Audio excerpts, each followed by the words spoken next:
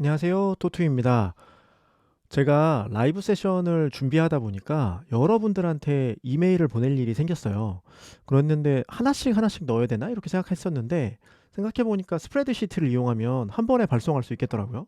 제가 테스트한 내용을 보여드리도록 하겠습니다. 우선 빈 스프레드시트가 있다고 해볼게요. 거기에서 첫 번째 스프레드시트에는 시트명을 저는 그냥 리스트라고 쓰겠습니다. 리스트 쓰고 그리고 여기에 name 이름이 들어갈 거고요. 이메일이 들어갈 건데 그냥 편하게 이름을 줘볼게요.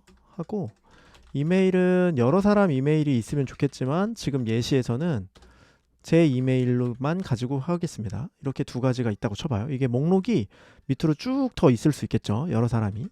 그리고 실제로 이제 메일을 보낼 내용이 필요하니까 시트를 하나 더 만듭니다.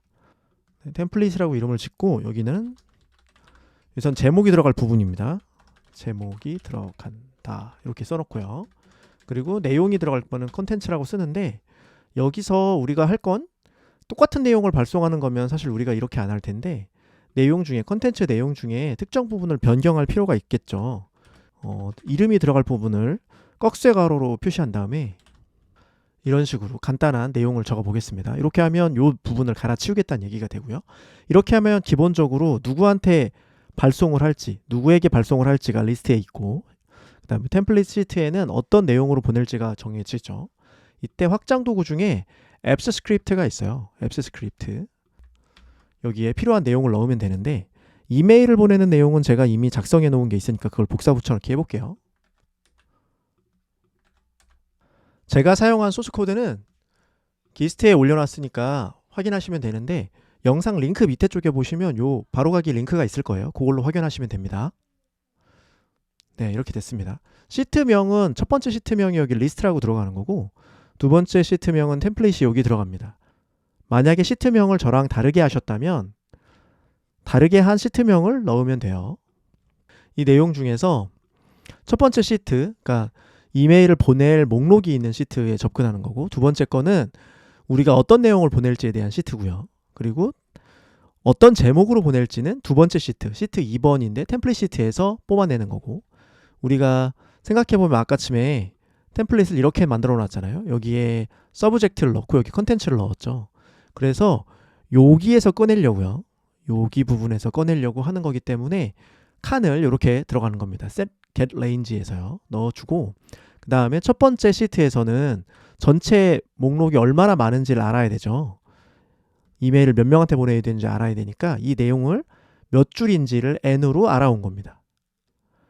그런 다음에는 반복을 하는데 여기 보시면 시작이 2번이죠. 인덱스가 2번으로 시작하는데 이유가 리스트가 여러 가지 있지만 잘 보시면 2번부터 시작해요.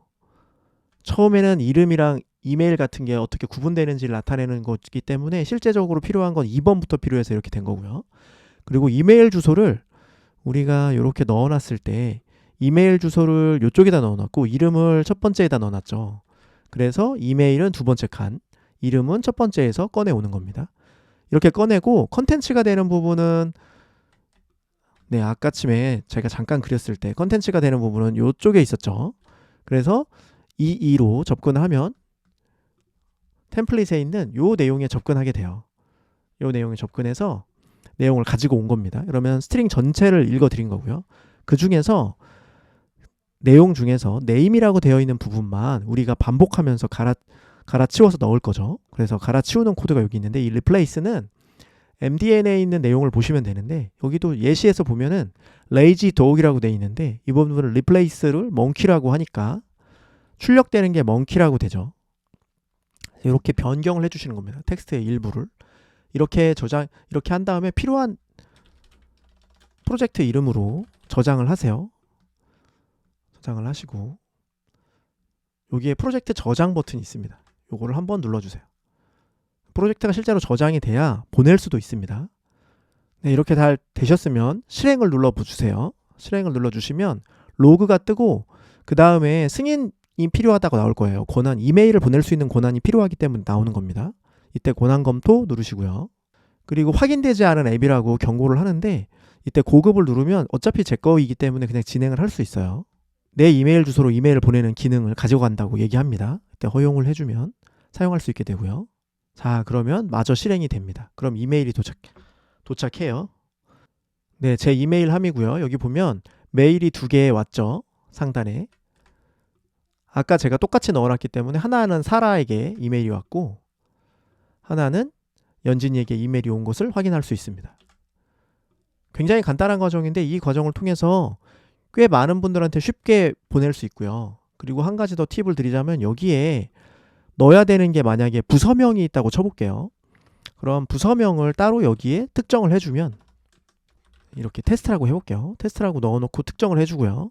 이쪽에서도 그 부서명이 만약에 필요하다면 여기에 다른 이름을 넣어주는 거죠. 예를 들면 IT 정도로 해놓고 네, 그리고 스크립트로 돌아와서요. 여기서 우선 테스트라고 되어 있는 열에서 정보를 꺼내야 되니까 테스트란 이름으로 할게요. 변수를.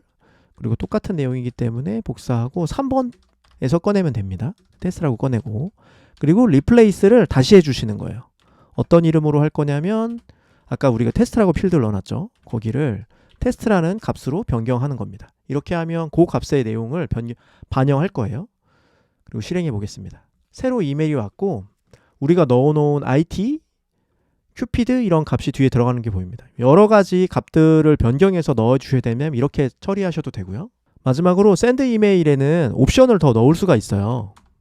옵션을 이렇게 넣을 수가 있는데 이 옵션들은 여러 가지가 있는데 그 중에서 예를 들면 참조로 값을 보내고 싶으시다면 cc라고 입력하시고 cc 값을 스트링으로 쭉 넣으시면 되는데 참조하고 싶은 사람의 이메일을 넣고요. 목록이 굉장히 길다면 콤마로 여러 사람을 지정할 수 있어요. 다시 또 실행해보면 참조로 저를 넣어서 보내는 걸 볼 수가 있을 거예요.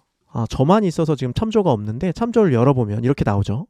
보내는 사람, 받는 사람, 참조까지 해서 제가 들어와요. 기존 메일에선 이 부분을 넣으려도 참조가 없습니다. 이 외에도 다양한 규격들이 있으니까 더 확인해 보시고 이 옵션을 자유롭게 사용해 보시면 좋을 것 같습니다. 감사합니다.